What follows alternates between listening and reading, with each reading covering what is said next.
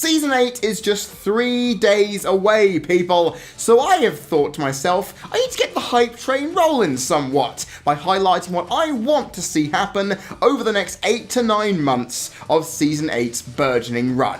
Will they be right, or will I end up realising I've made a catastrophic error of judgment? The only way to find out, of course, is to check out this Season 8 Wishlist Special Edition on the brand new series of Pones N Stuff.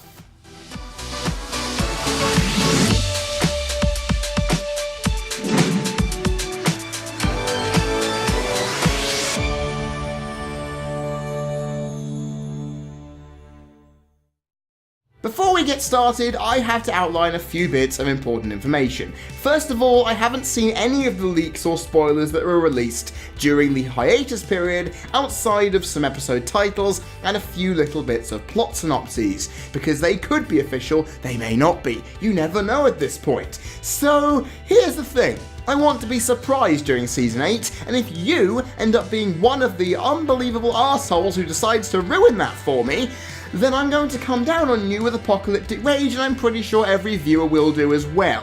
So yeah, please don't post any spoilers in the comment section of this video or any Pones N Stuff reviews ahead, because seriously, I'm not going to be happy if you do. And you don't like it when I'm angry, because if you've seen some of my videos, I am quite an unsavoury bastard when this happens. Second of all, you may be wondering why I'm in a screen in the top left corner, akin to the wrestling content that this channel also does.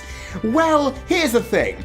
The release date for the season was announced completely out of the blue when I was in production of the Top 10 Characters Revisited countdown, which, if you haven't seen, is available on the channel for your viewing pleasure. The fact is, though, I wanted to make this video as lean and simple as possible so I can get it out as quickly as I can, considering that when that video's production is done and its release, there'll only be a week for me to get it done. So that explains the smaller, simpler, leaner job from my production side of things that has produced what you see in front of you. And third of all, which is probably going to be inconsequential, I should say, there are some tree surgeons outside cutting down a lot of trees and branches, so if you can hear some buzzings or some slams or some noises that you may think are a bit weird, that'll explain everything. Regardless of that, this list was going to be originally a top 10, but I then thought, you know what, that's going to take a lot of time, and some of these are going to be a little outlandish. Maybe I should save them for next season, which is apparently the end of days. Let's hope it isn't, but with that in mind, let's look at my 5 wishlist choices and judge whether they will actually come true or not. We kick things off with one thing that I know is guaranteed to happen, because you wouldn't utilise them so heavily in the Season 7 finale if you were not going to give them time in Season 8. An episode featuring the Pillars of Equestria settling into modern day life. In fact, those of you who have looked at the episode titles, like myself, the only bit of spoiler material I know about, you already know this is going to happen. So I can tick this off my list now without even worrying about it. At least I know, unlike last season, that one thing is going to make me happy this year. But the question, of course, is, where do they factor in? Because after taking 1,000 years ahead into the future, with your minds, memories, and everything else intact, these characters have a lot of baggage to utilise for plot devices and conflict going ahead into this season and subsequently next season. But the question I mostly have is, where does Stygian fit into this? Because we know that Starswell the Bearded will be featured somewhere. We know, thanks to one episode title, that Rockhoof is going to be helped at some point. That's one spoiler I will reveal, because I at least know most of you know this already. If not, I apologise for breaking my own rule and sounding hypocritical. The others, though, I don't even know what's going to happen to them and who's going to help them. I mean, you've got 7 characters here who need guidance and assistance in realising that, holy crap, they're so antiquated it could cause some problems. The good thing I know is that at least it's going to happen. At least we know this is guaranteed. So I can be somewhat pleased about that. The only question is, which order is it going to be in? Who is going to be given the first blood of this? Who is going to get the most importance? And most imperative of all, who is going to have the best episode in finding themselves in this brand new Equestria? At least for their eyes, anyway. That's the intrigue. and it could prove to be a defining point of this season, of course. That being said, it could also blow up in our faces and waste character potential right in front of us, but then again, this show hasn't done that a lot, I say that with bated breath and air quotes, that I inevitably should be relaxed in believing they wouldn't let these important characters be wasted. Let's hope. And well, yeah, I can safely say that this is going to happen because I know it's going to happen, and I again am reassuredly happy that at least I've gotten one checked off my list, even though the season hasn't begun yet. Next comes a choice that I don't think will happen, because a lot of you don't like Zephyr Breeze, and like I said in my top 10 characters you visited countdown, if you do not make an impact that pleases people, you're not going to be seen again unless it is absolutely necessary for plot reasons, Garble being one. This is where I come in and say, well actually there is potential for Zephyr Breeze in this series still, and it is involving his sister, especially considering if they decided to help each other, as Zephyr and Fluttershy entered a modelling show together. Now, what intrigued me most after Flutterbutter was Zephyr's job as a hairstylist and Fluttershy's modelling past. They have potential to cross over into something quite fantastic, because if Zephyr does end up working with Photo Finish at some point in his career, then logically he's going to find out, oh good god, my sister actually modelled for this person. Therefore, if I needed to get some help on a competition or something for me to make my career better, then my sister can help. Because, well, she helped me before and I could use it again. Because the guy is needy at times, it would actually make sense. And overall, it would mean that the wasted potential that Honest Apple threw forward, in that Fluttershy wasn't utilised in a role that fitted like a glove, would come through and have some realisation in the end, especially when it would give me reason to be satisfied that her knowledge of couture fashion, as noted in Suited for Success in Season 1, actually has continuity branching from it, and it will be realised to much to my happiness. On top of that, I understand that a lot of the characters in this show have been in a competition of some kind, whether it be Buckball, Iron Pony competitions, and a myriad of others on top of it, but we've rarely seen Fluttershy actively be in one. So I would like to see that.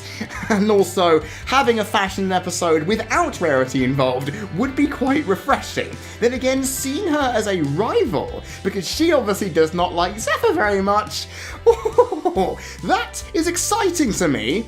And I'd like to see that immensely. It may not happen this season, it might happen next year, because, again, you don't introduce a character imperative to a character's growth like you did 2 seasons prior and not utilise them again. But like I said early on, people don't like Zephyr, so you'd expect it to not happen because of that. I can dream, can't I? It would be an incredible episode and would actually flesh out their current relationship better than the end of Flutterbutter did. So, would this be something that you would want to see? I'd hope it would be, because I hope I've sold it to you. That being said, will it happen in Season 8? I'm not sure. In fact, I don't think so, because the episode titles don't leave me with a lot of room. So I could call this a wasted opportunity for me. That being said, I'm going to take the brunt of that. And then again, it's just wishful thinking. But this is what a wish list is for. For me to highlight my pleasures and desires from this show. And well, if this doesn't happen, at least we have another season or 2 to see if it can. That being said, if it happened in Season 8, I would be overjoyed to say the least. We follow that up with something a little more plausible, because this series has relied on the friendship map for quite some time now, to where I'm hoping that in the wake of the season premiere's overarching plot, it isn't forgotten. Well, if it isn't, and we get some good map-based friendship problem-solving shenanigans out of it, it's going to be good.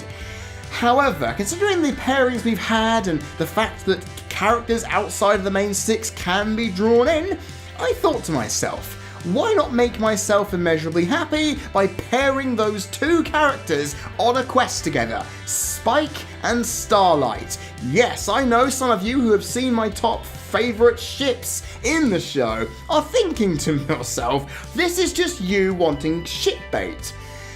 You partially right. I mean, if I had any opportunity to watch these two in an episode together, playing off each other, that would make me really happy. But the one thing I want to see is them going to a place, hopefully and preferably to one we've never seen before, and actually do something.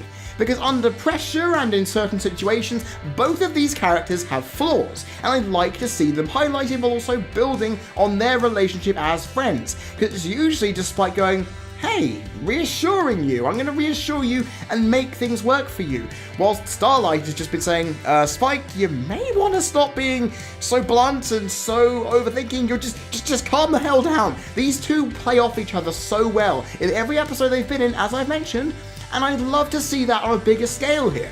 And again, it's not just for shitbait, because there's a lot that could build it. Especially if they're in a new place, or they go to a familiar place, where the knowledge of one friend over another could then cause some rift between them. You see my point here. In the right situation with the right writer, this could be a very fun episode. And given how some pairings, such as Applejack and Fluttershy and Viva Las Pegasus and Fluttershy and Twilight in the Fields and the Cults have worked out quite nicely, and even Pinky and Rarity and Spice Up Your Life was great. The great thing about the Cutie map is it can throw you some character combination bones that you never really thought were actually going to work. And this is one of those times where I want it to give me something that I know is going to work. It just needs to be entertaining enough for it to hold itself up enough. So that being said, Spike and Starlight on a friendship quest is just one of those things I've wanted to see since Season 6 rolled around. Let's hoping I get it now, because if it doesn't happen now, I may never get it at all. We carry on the discussions of pairings for one more choice.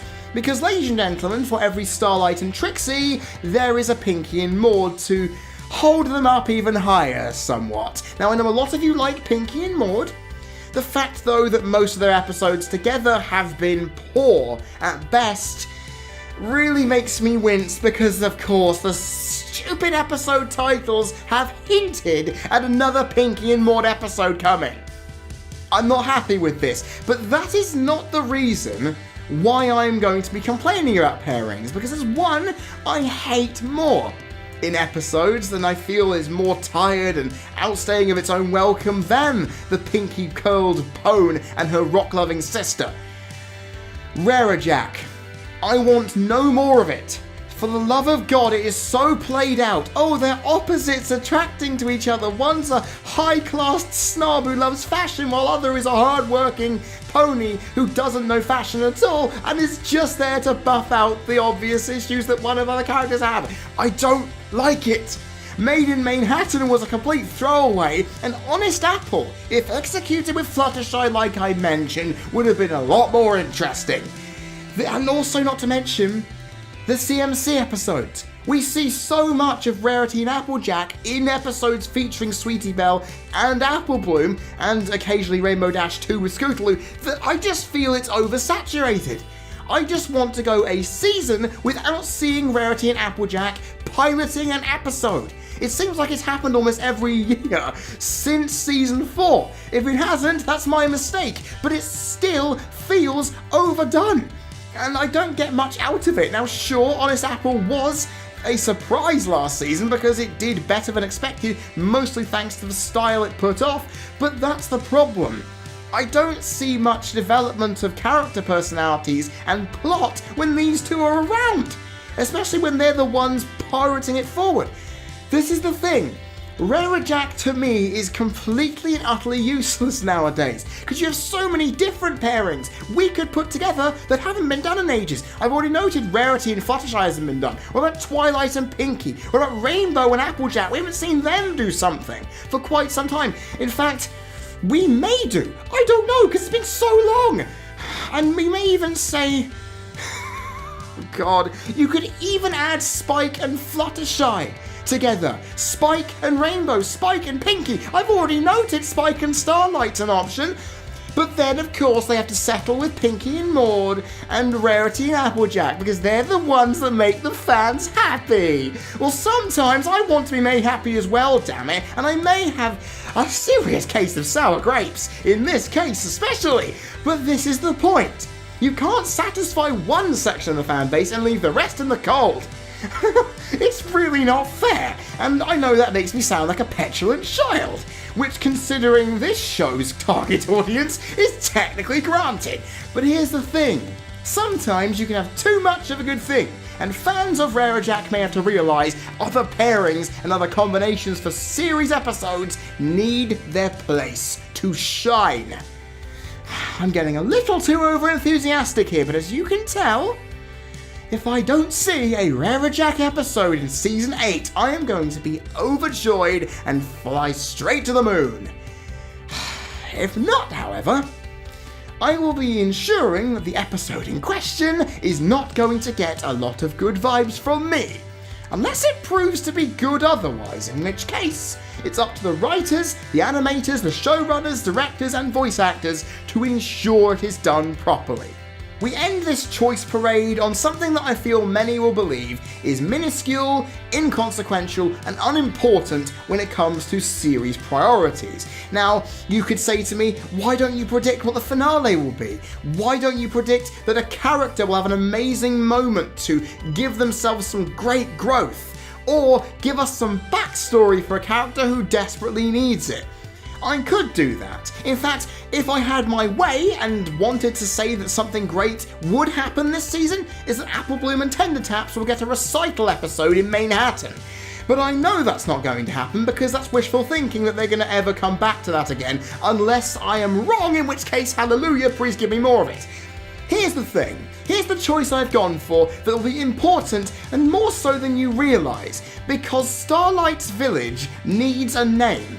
And the fact that it hasn't got one at this stage is frankly annoying, because, ladies and gentlemen, Starlight does not rule this village anymore. So to be constantly reminded, hey, you're going off to Starlight's Village, or you're going back to the village, it feels very damn boring and incredibly stupefying. That's the thing, when you hear it more and more, you realise it's actually quite important. It needs to be done, and we've heard that Starlight still has guilt over what happened, and those characters have done such an amazing job to rebuild their identities and get the village up and running again, and have connectivity to the modern world where Sugarbelle can get a love interest and relationship out of it.